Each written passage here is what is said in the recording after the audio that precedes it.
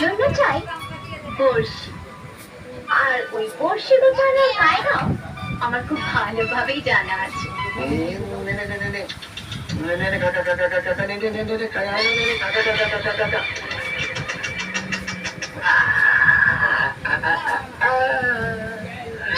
মাছ খেতে যেয়ে বড়শিতে দেখুক পাড়া পড়শিতে কাতলা আপনি গেলে নয় যে আরো বড় মাছ